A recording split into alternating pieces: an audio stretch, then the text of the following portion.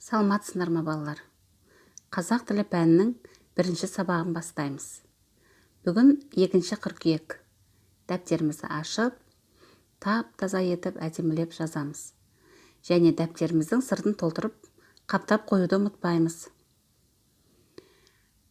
Бүгінгі сабағымыздың лексикалық тақырыбы табиғат пен адам егіз ұғым.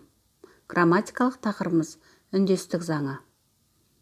Осы тақырыптарды оқи отырып ақ біз осы бөлімде не жайлы өтетінімізді жорамалдаған сияқтымыз, е? Лексикалық тақырыбымыз табиғат пен адам жайында болса, ал грамматикалық тақырыбымыз фонетика болмақшы.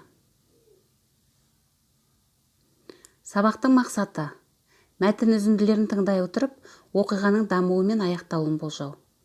Сөйлеу тіліндегі интонация, кідіріс, логикалық екпіннің мәнін түсініп қолдану.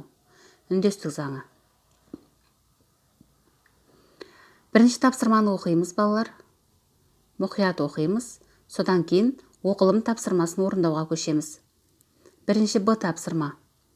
Мәтіндегі бірыңғай жуан дауыстылардан тұратын зат есімдерді, бірыңғай жіңішке дауыстылардан тұратын етістіктерді табамыз. Тауып дәптерімізге жазамыз. Дескриптор тапсырманың. Бірінші, бірыңғай жуан дауыстылардан тұратын зат есімдерді жазады. Яғни сендер жазасындар.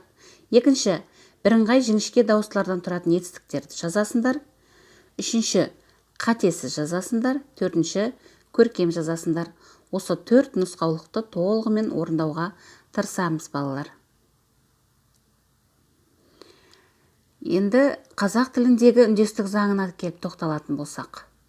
Қазақ тілінде дыбыстар сөз ішінде, сөз бен қосымша арасында, сөз бен сөздің арасында бір-бірімен үндесіп, үйлесіп айтылады. Түбір сөздің жуан не жіңішке болуына қарай, қосымша да жуан не жіңішке болады. Және сөздің соңғы дыбысына қарай үйлесіп жалғанады. Сөздің бастан аяқ үндесіп, үйлесіп, біркелкі әуезбен айтылуы үндестік заңы деп аталады. Жалпы үндесу деген сөздің өзі, балалар, орысша гармония деп айтып жатады, е? Үндесуі кез келген бірнеше нәрсенің бір-бірімен үндесіп келуі. Сол қазақ тілінде де белгілі бір дыбыстардың, сөздердің, қосымшалардың бір-бірімен үйлесуі, үндесуі. Соны қарастыратын заңды қазақ тілінде үндестік заңы деп атаймыз. Мысалға қарап қойықшы. Бірінші терезелер деген сөзді алдым. Бұндағы түбірінде терезе. 3 дауысты дыбыс бар, үшеуі де жіңішке. Енді сәйкесінше оған жалғанатын қосымшада көптік жалғауы жіңішке болып жалғанады. Терезелер, терезелар бола алмайды ешқашан. Себебі онда үндестік заңына бағынбай қалған болып есептеледі. Келесі сөз тақта. Бұл жуан сөз. Оған жалғанып тұрған қосымшада ға болып жуан болып жалғанады. Келесі сөз кітапты. Бұнда дауыссыз дыбысқа мән береміз. Соңғы дауыссызға п деген қатаң дауыссыз болғандықтан түбірдегі оған жалғанатын қосымшада т деп қатаң дауыссыздан басталатын сөз қосымша жалғанып тұр. Кітапды немесе кітаблы бола алмайды. Өйткені үндестік заңына тағы да бағынбай қалады. Келесі сөз кітап деп тағы да алдым. Оған деген тәуелдік жалғауын 3-ші жағын жалғайтын болсақ, п дыбысымыз б болып өзгереді.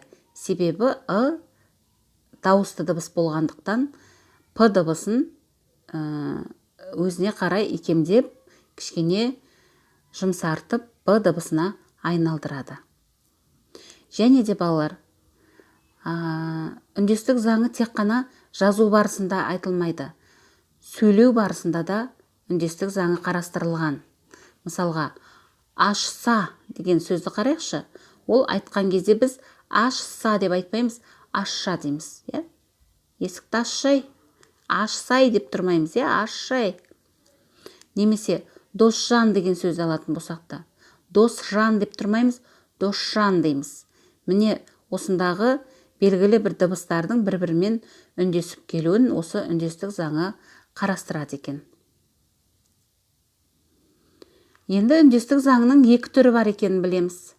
Бірінші буын үндестігі, екіншісі дыбыс үндестігі. Осыған орай балалар, жазылым тапсырмасы, 4-ші тапсырма. Өз ойларыңнан сөйлем құрап, шылауларды үндестік заңына сай қолданыңдар. Бізге өзі оқулықта шылаулар берілген. Да, де, та, те, мен, бен, пен, ғана, қана, қой, қой деген шылаулар берілген.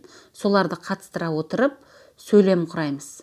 Және де үндестік заңына сәйкес болатын болсын. Себебі мысалға, мен де, ол да сабақтың басталғанына қуандық деген мысалды алып көрейікші.